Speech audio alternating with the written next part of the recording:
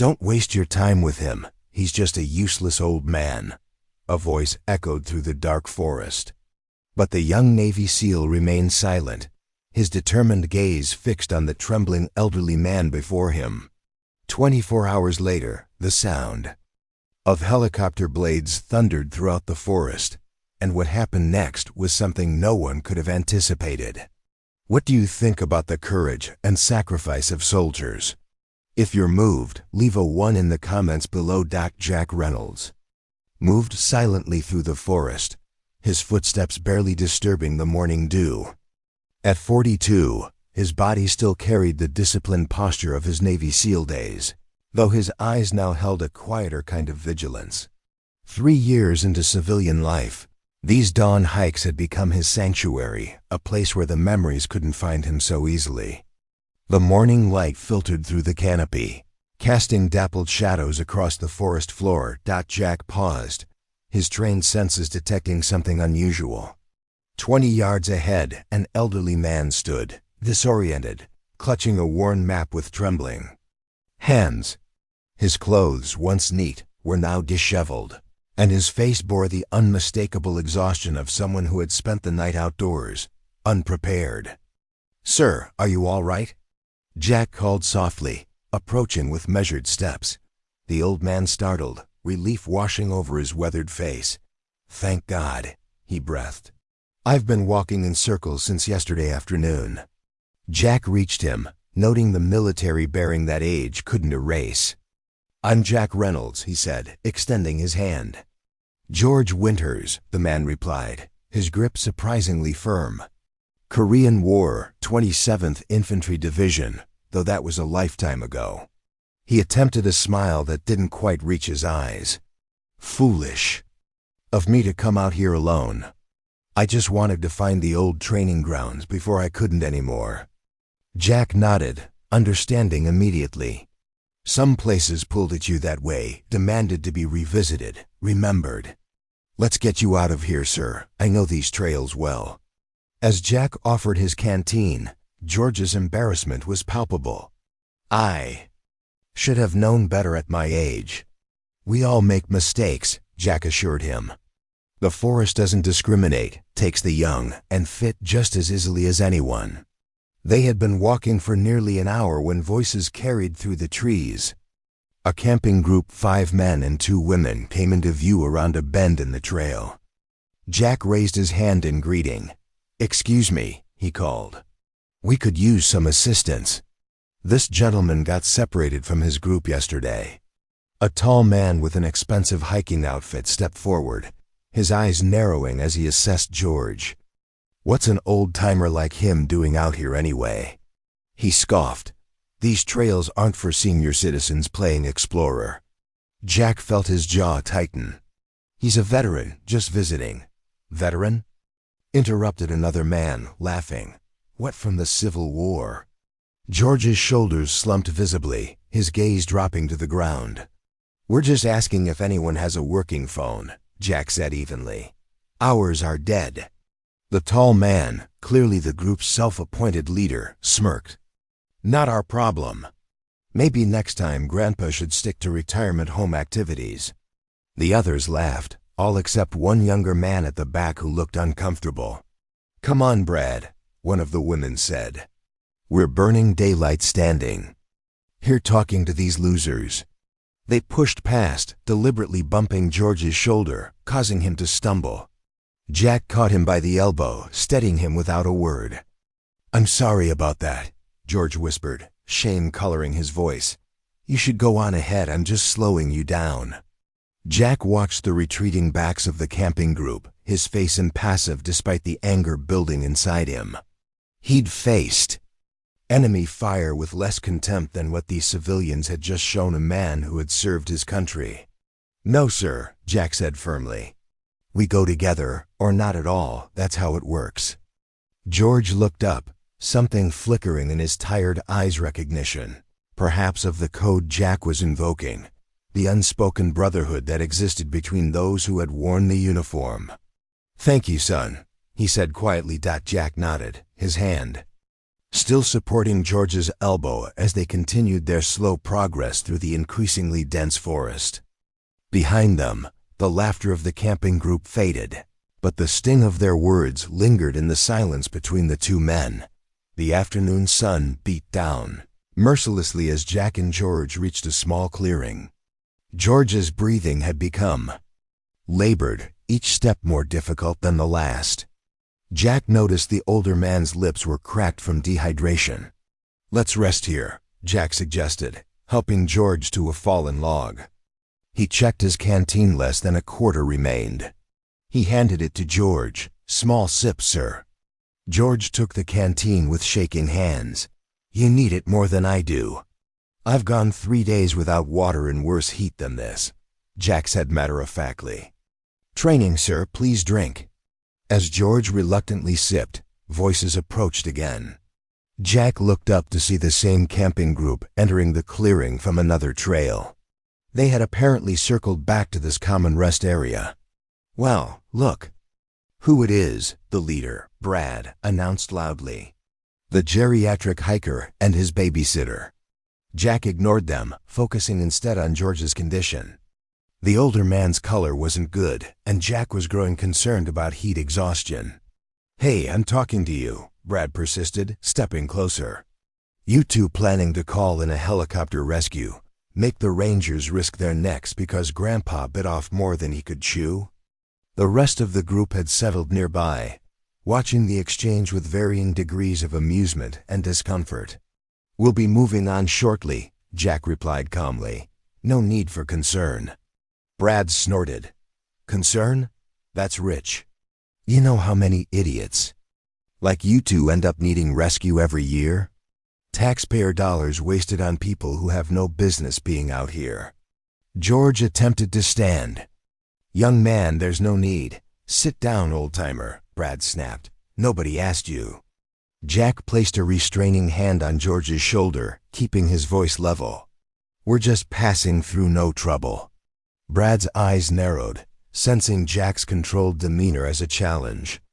He reached down and grabbed Jack's canteen from beside George. "How much water you got left? Not much, huh?"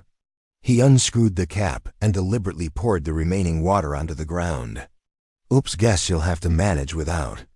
Let's see how you two survive now."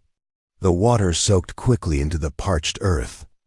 George watched with dismay, while Jack remained perfectly still, his expression unchanged. Around them, the other hikers shifted uncomfortably, but no one spoke up. A woman in the group looked like she wanted to say something, but then glanced at Brad and remained silent. The younger man at the back turned away, unable to watch. "You should be thanking me," Brad continued, tossing the empty canteen at Jack's feet. "Teaching you a valuable lesson about wilderness preparedness." Jack slowly bent down and picked up the canteen, securing it back to his belt without comment. "Nothing to say, tough guy," Brad taunted. George's hands trembled, not from fear, but from indignation. Decades ago, he would have stood up to this bully without hesitation. Now he felt the weight of his years like never before. Jack simply placed his hand on George's shoulder. "We should keep moving, sir. There's a stream about 2 miles ahead." As they stood to leave, Brad stepped directly in their path. "Maybe we should make sure these two don't get lost again. Wouldn't want to read about them in tomorrow's obituaries." His friends laughed nervously, the joke crossing a line even they recognized. Jack met Brad's gaze steadily, but said nothing. He simply guided George around the obstacle and continued on their way, the weight of unspoken words hanging the air. Behind them, the afternoon stretched into evening as Jack and George made slow progress through the forest. They had found the stream Jack mentioned, replenished their water, but George's condition was deteriorating. His steps were unsteady, and Jack now supported much of his weight. "We should make camp soon," Jack said, scanning the area for a suitable location. "It'll be dark in an hour," George nodded weakly. "I'm sorry to be such a burden, son." "You're not a burden, sir," Jack replied firmly. "We're just adapting to the situation." They found a small protected area beneath a rocky overhang. Jack efficiently gathered materials for a small fire, his movements precise and practiced. As the flames took hold, casting warm light against the growing darkness, George watched with quiet admiration. "You move like someone who's done this many times before," he observed. Jack nodded. "Part of the job. What branch were you?" George asked. "Navy SEAL Team 6. George's eyebrows raised slightly. "That's impressive," Jack shrugged. "Just did what needed doing." The sound of approaching footsteps silenced their conversation. Jack tensed, positioning himself between George and the potential threat. A beam of light cut through the trees, followed by the figure of the younger man from the camping group. "Hello," the man called tentatively. "I saw your fire." Jack remained silent, assessing. The young man stepped into the firelight, hands raised slightly to show he meant no harm. "I'm Sergeant Michael Reeves, 75th Ranger Regiment. I wanted to make sure you two were okay." Jack relaxed marginally but remained vigilant. "We're managing." Michael nodded, then looked more closely at Jack. His expression changed suddenly, recognition dawning. "Wait, are you Commander Reynolds? Jack Reynolds?" Jack's face remained impassive. "That was a long time ago." Michael's posture straightened instinctively. "Sir, I served under Colonel Matthews in Kandahar. He told us about Operation Shadowfall, about what you did." George looked between the two men, confusion evident on his face. "You saved 16 men that day, sir," Michael continued, his voice filled with reverence. "Colonel Matthews said it was the bravest thing he'd ever witnessed." Jack shifted uncomfortably. "That's not a story for tonight, Sergeant." Michael turned to George. "And you, sir, you served as well?" George nodded. "Korea, 27th Infantry Division, nothing special." Michael's eyes widened. "The Chosin Reservoir?" George looked surprised. "Yes, how did you? My grandfather was there too. He told me stories about the frozen Chosin my whole life." Michael's voice softened. "You men faced temperatures of 40 below, outnumbered 5-1 by Chinese forces, and you held the line." The forest seemed to grow quieter, as if listening to the history being spoken into the night. "I came to apologize," Michael said, his gaze dropping, "for Brad and the others. They don't understand." Footsteps approached again, and the entire camping group emerged from the darkness, led by Brad. Their expressions had changed uncertainty, replacing the earlier arrogance. "Reeves, what are you doing?" Brad began, then stopped short when he saw the scene by the fire. Michael turned to face his friends. "This is Commander Jack Reynolds, Navy SEAL Team 6. He led one of the most successful hostage rescue operations in Afghanistan." He gestured to George. "And this is a veteran of the Korean War, one of the frozen Chosin, who fought at the Chosin Reservoir." Brad's face drained of color. One of the women gasped softly. "The commander here has received the Navy Cross," Michael continued. "That's second only to the Medal of Honor." Jack stood, his voice quiet but commanding. "That's enough, Sergeant." Brad stepped forward hesitantly. We didn't know."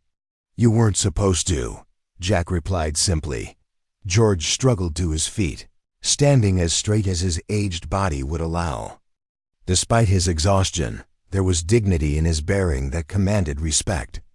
Brad looked at the ground, then at his companions, shame evident on their faces. "We have extra supplies," he offered awkwardly. "Food, water, blankets, please." "Let us help." Jack and George exchanged glances, a silent communication between men who understood that sometimes pride must yield to practicality. "We appreciate that," Jack finally said as the camping group bustled about, setting up a proper camp and sharing their supplies. George leaned close to Jack. "Funny how quickly people change when they learn who you really are," he murmured. Jack nodded. "It's not about the recognition, sir. It never was." Dawn broke over the forest, painting the sky in hues of orange and gold. Jack stood at the edge of the clearing, watching as George shared coffee with Michael, and the now subdued camping group. The night had transformed them all in subtle ways. A distant sound caught Jack's attention, the rhythmic thump of helicopter. Blades, he tilted his head, listening intently. "Someone's coming," he announced within minutes. The sound grew louder. The trees above them swayed as a military helicopter appeared overhead, hovering before finding a suitable landing spot in Kova, a nearby clearing. Brad looked confused. "Did someone call for rescue?" Jack shook his head, his eyes on George, who was smiling faintly. Two uniformed officers emerged from the helicopter and approached the group. They spotted George immediately and saluted. "General Winters," one called. "Out. We've been searching for you since yesterday, sir." The camping group froze, eyes widening as they turned to stare at George. "General?" Brad whispered. George stood, returning the salute with practiced ease. "I apologize for the trouble. Captain lost track of time and direction." "No apology necessary, sir." "The secretary was concerned when you missed the ceremony." George nodded, then turned to Jack. "I couldn't have survived without this man's help." The officers looked at Jack, recognition dawning in their eyes. "Commander Reynolds," one said respectfully. As George prepared to leave the entire camping group stood silently, a spontaneous gesture of respect. Brad stepped forward awkwardly. "Sir, we're sorry." George regarded him thoughtfully. "Some lessons are learned the hard way, son." He turned to Jack, extending his hand. "Thank you, Commander." Jack took it firmly. No words were needed between them. As the helicopter lifted off, carrying George back to the world that remembered his service, the group watched in silence. Michael moved to stand beside Jack. "Some people never ask to be remembered," Jack said quietly, "but we owe them all of our respect." Subscribe if you believe kindness and honor should always be protected. Leave a 1 in the comments if you're moved by the courage and sacrifice of soldiers. If you like Vidi, like and subscribe. Thank for watch. See more video, visit my channel, *.